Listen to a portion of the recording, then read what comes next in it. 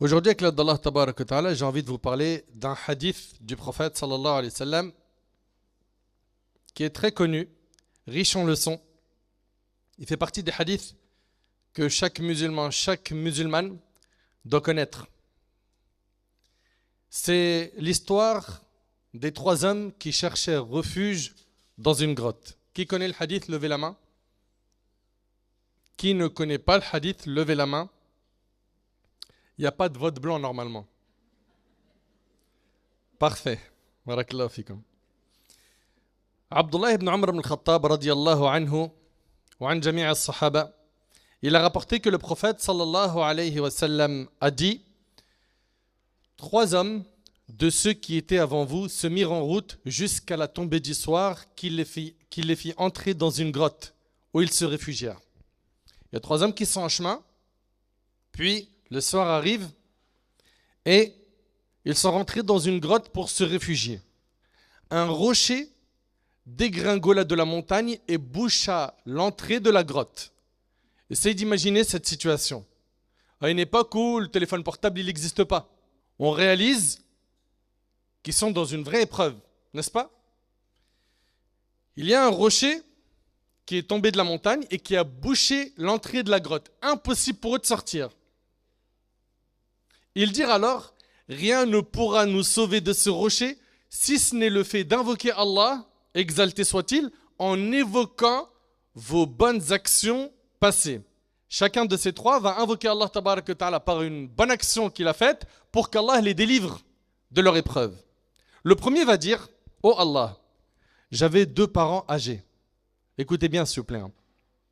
Et je ne donnais jamais à boire à personne avant eux, que ce soit une personne de ma famille ou autre. Un jour, j'ai mené paître mes animaux dans un endroit éloigné, si bien que mes parents se sont endormis avant mon retour. Cet homme avait l'habitude de donner à boire à ses parents avant sa famille, avant sa femme et ses enfants. Là, il rentre, comme il était parti un peu plus loin que d'habitude, il rentre, il voit ses parents, ils dorment. Est-ce qu'il a pris le lait et il l'a donné à sa femme et ses enfants qui, eux, n'avaient pas encore bu? Non. Qu'est-ce qu'il a fait? Il a dit: j'ai trait pour eux leur part de lait, mais je les ai trouvés endormis. Il m'a cependant répugné de les réveiller. Il ne voulait pas les réveiller, il ne voulait pas déranger ses parents. Il m'a cependant répugné de les réveiller ou de donner à boire du lait à personne d'autre de ma famille avant eux. Il s'est dit: non seulement je ne les réveille pas, mais c'est inconcevable que je donne du lait à quelqu'un d'autre de ma famille avant mes parents. Regardez la place des parents dans le cœur de cet homme. J'ai donc patienté, tenant le bol dans ma main, attendant ainsi leur réveil jusqu'à la pointe du jour. Il est resté toute la nuit avec le bol dans sa main pour ne pas déranger ses parents. Et quand ils se sont réveillés, il leur a donné à boire. Allahu Akbar. Il dit: alors que mes enfants criaient de faim à mes pieds, ils se réveillèrent enfin et burent leur lait. Et c'est après cela qu'il a donné à ses enfants à boire. Il a dit quoi? Il a dit à Allah, n'oubliez pas, les trois ils sont maintenant coincés dans une grotte. Il a dit à Allah subhanahu wa ta'ala: Allahumma in kuntu fa'altu dhalika ibtigha'a wajhik fafruj 'anna ma nahnu fihi min hadhihi as-sakhra. Oh Allah, si tu juges que je fis cela en vue de ta face, j'ai fait ça, ya Allah, pour toi sincèrement. Si tu juges que j'ai fait ça pour toi sincèrement, ya Allah, libère-nous de ce rocher qui nous emprisonne. Le rocher se déplaça un peu, mais pas assez pour les laisser sortir. On y voit ici quoi? L'importance de la sincérité dans les actions. Le deuxième, il a lui aussi évoqué une bonne action qu'il avait faite. Vous avez compris, le premier, il a été bienfaisant envers ses parents. Le deuxième, il a dit: oh Allah, j'avais une cousine que j'aimais par-dessus tout au monde. Dans une autre version, que j'aimais aussi fort que l'homme put aimer les femmes. Je lui faisais des propositions malhonnêtes. Il voulait commettre avec elle la fornication, mais elle se préservait et elle refusait. Mais elle s'était toujours refusée jusqu'à ce qu'une année de grande disette, une année de pauvreté, la poussa à s'adresser à moi. Elle était tellement dans la pauvreté qu'elle est venue lui demander une aide financière. Je lui donnais alors 120 dinars à condition qu'elle se donne à moi. Elle a accepté. Elle a accepté, elle était dans une position de faiblesse, elle n'aurait pas dû. Elle n'aurait pas dû accepter. Alors, Dieu continue à craindre Allah, mais elle était dans une situation tellement dure.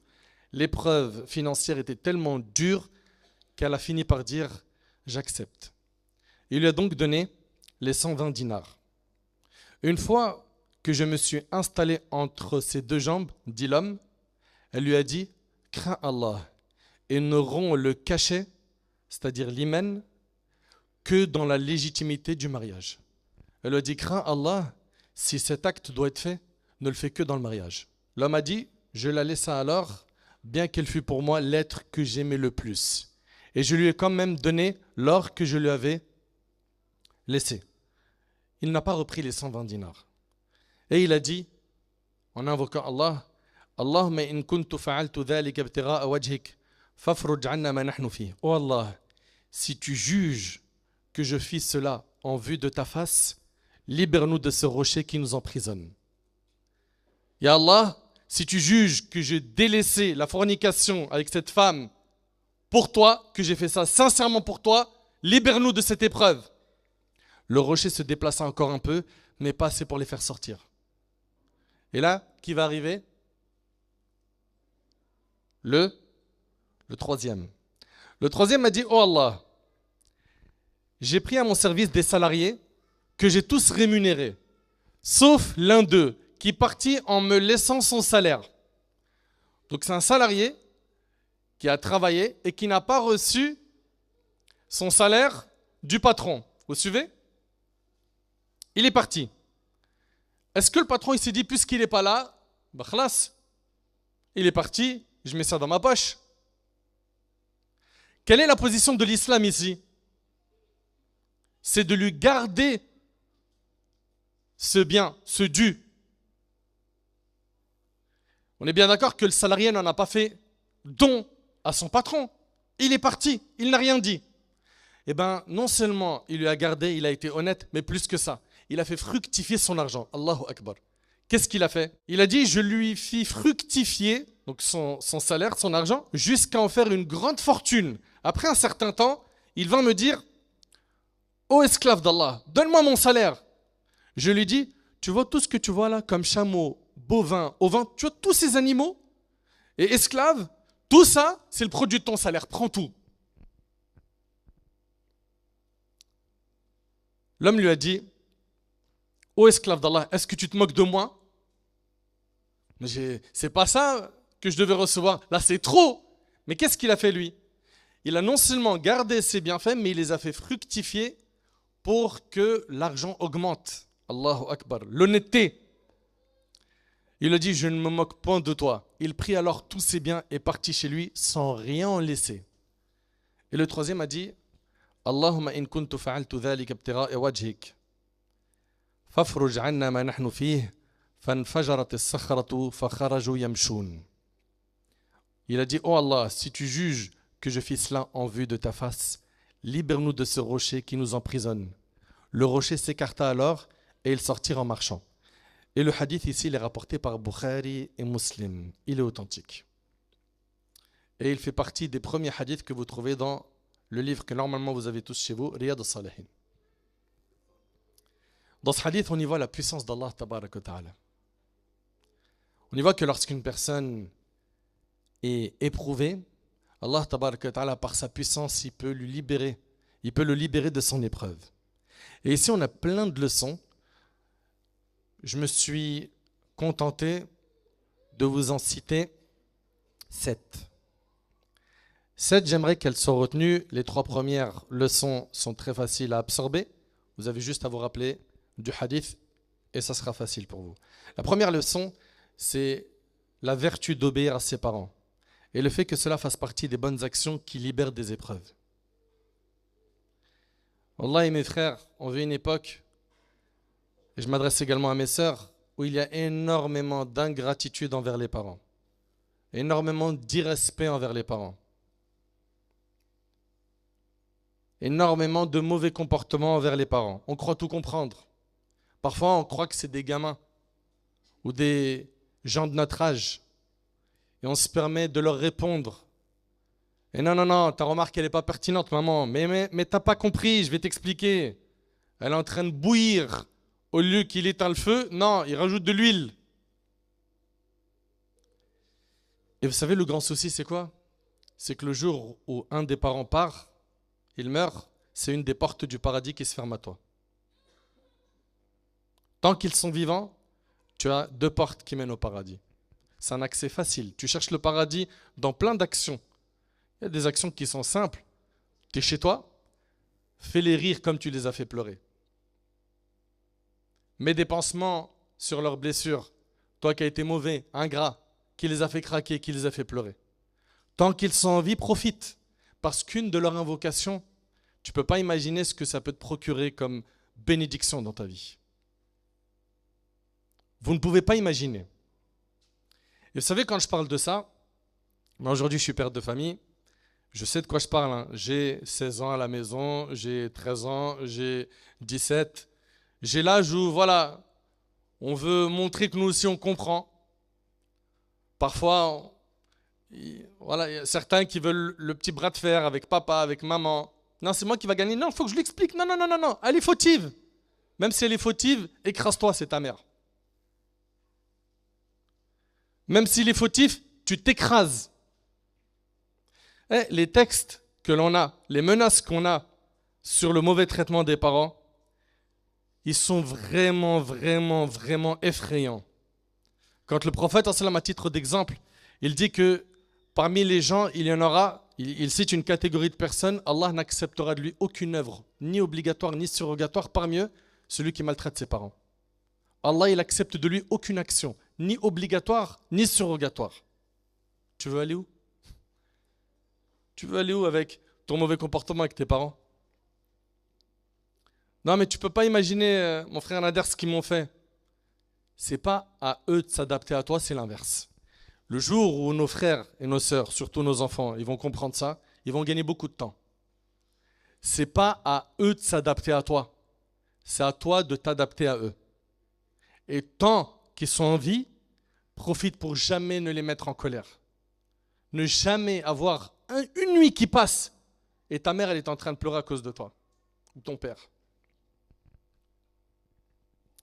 Allah tabarak wa ta'ala il dit وَقَضَى رَبُّكَ أَلَّا تَعْبُدُوا إِلَّا إِيَّاهُ وَبِالْوَالِدَيْنِ إِحْسَانًا.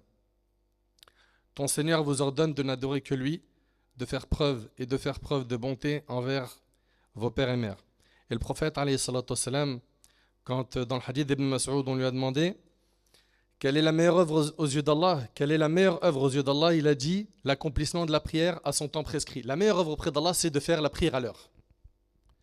On lui a dit quoi encore? Il a dit la piété filiale, c'est-à-dire le bon respect envers les parents.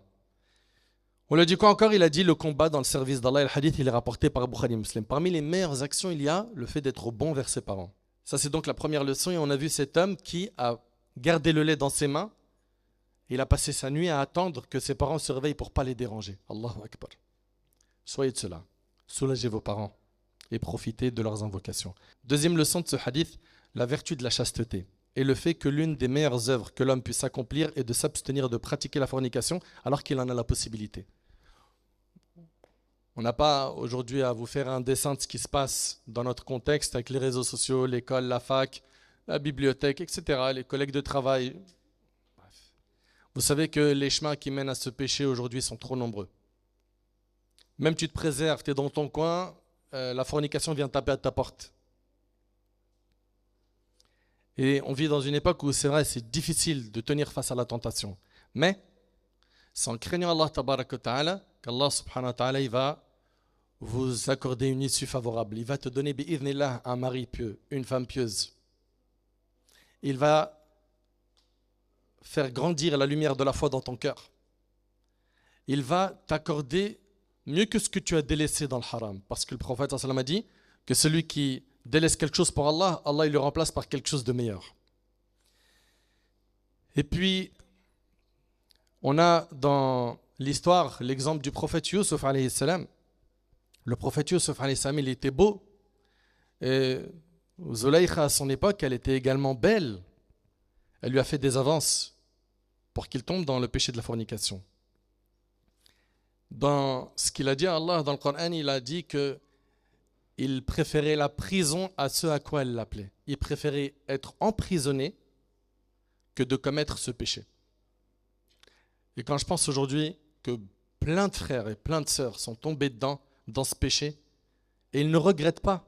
Dans leur tête, c'est si c'était à refaire, go. Et ils en parlent sans aucune pudeur. Et ils affichent leur péché au grand jour. Tout cela est très grave. Et qu'est-ce qui a retenu cet homme de tomber dans la fornication avec cette femme? Elle lui a dit, crains Allah, et si tu vas avoir des rapports, que ça se passe par la voie du mariage. Qu'est-ce qui l'a retenu à ce moment-là? J'attends une réponse. Qu'est-ce qui l'a retenu? Oui? La crainte d'Allah, c'est sa foi. La foi, tant qu'elle est encore là, tu peux combattre les péchés. La foi, elle faiblit, tu as du mal. La foi, elle disparaît, ça y est. La porte, elle est ouverte à tous les péchés. Donc toi qui te demandes comment faire pour contrer les péchés, augmente ta foi. Entretiens-la. Fais un souci majeur. Et rappelle-toi qu'Allah tabaraka ta'ala dit وَمَن يَتَّقِ اللَّهَ يَجْعَلْ لَهُ مَخْرَجًا. Quiconque craint Allah, Allah il lui facilite une issue favorable. Combien elles sont nombreuses, les sœurs qui se sont préservées. Allah tabaraka ta'ala a fait qu'elles ont eu un mari magnifique par des moyens, des causes dont elles ne s'y attendaient pas. Et pareil pour nos frères. Ils se sont préservés. Moi, je connais des frères, jamais de la vie, ils ont commis la fornication, il n'est jamais sorti avec une fille. Et on se moquait de lui. Espèce de puceau, t'as pas connu une meuf, et ceci et cela. Il a tenu. Allah tabaraka ta'ala l'a récompensé par une femme, Allah ibarak, qui est pieuse et qui correspond à ses critères. Tenez bon, parce que le résultat, il en vaut vraiment le coup. Et surtout, le péché, ses conséquences sont indescriptibles. Et rappelez-vous aussi que parmi les 7 personnes qui seront sous l'ombre du trône d'Allah, les 7 catégories de personnes qui seront sous l'ombre du trône d'Allah le jour du jugement, il y a un homme qu'une femme de haut rang et de grande beauté appela à elle et à qui il lui a dit « Je crains Allah ». Tu seras sous l'ombre du trône d'Allah le jour du jugement. Tu seras en sécurité le jour du jugement. Soyons donc de ceux qui vont craindre Allah. Comme cet homme, elle lui a dit « Crains Allah » et il s'est arrêté. Pourtant, il aimait énormément sa cousine. Et l'envie brûlait en lui de commettre le haram. Mais il s'est préservé pour Allah. Troisième leçon. Le hadith souligne la vertu de l'honnêteté et la préservation du travail d'autrui. Lorsque le travailleur s'est présenté, cet homme aurait pu lui donner son salaire. C'est tout. C'est vrai ou pas? Supposons qu'il a bossé pour, je ne sais pas, un exemple, 1500 €. Il tient, tes 1500 €, ils sont là et c'est terminé. Non. Il a été très bienfaisant vers lui. Et ce n'est pas une obligation religieuse, ce qu'il a fait, de faire fructifier son argent. Non, c'est du bonus. C'est du ihsan, c'est de la bienfaisance. Et quand je pense aujourd'hui à ces patrons qui font travailler les salariés pendant des mois, ils ne les rémunèrent pas. Et qui sont injustes. Et qui payent au lance-pierre. Vous connaissez cette expression, Vous connaissez cette expression, c'est son 1000 € de salaire au 1005, qui va lui donner 100 € là, 200 là, 300 ici, etc. Il aurait pu lui donner son salaire et garder le reste, mais par honnêteté envers son frère, il lui a donné tout ce qu'avait produit son salaire. Allahu Akbar.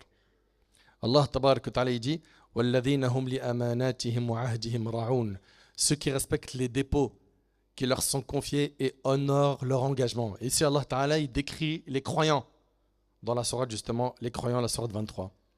Les 3 premières leçons, vous les avez. La bienfaisance envers les parents. 2, le fait de se préserver de la fornication. 3, c'est l'honnêteté. Très bien. 4e leçon.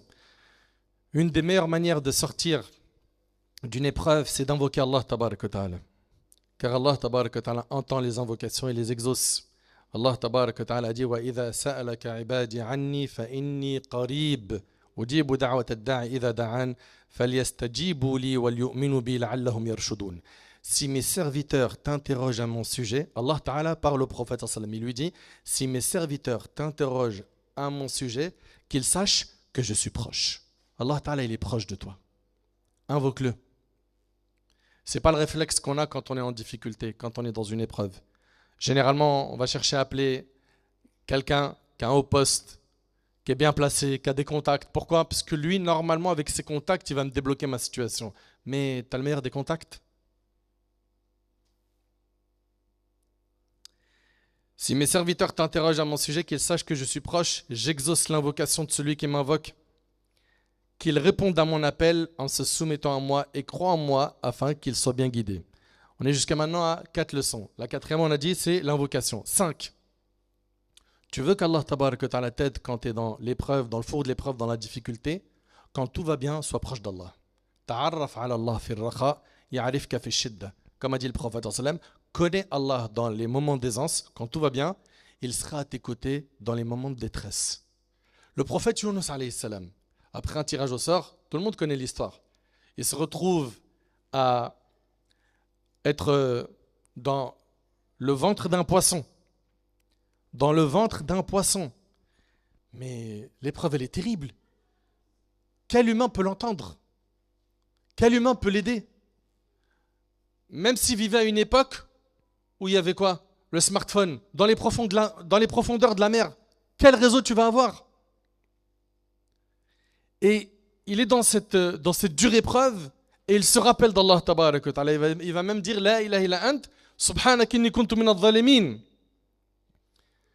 C'est-à-dire, point de divinité à part toi, ya Allah, j'ai été certes du nombre des injustes.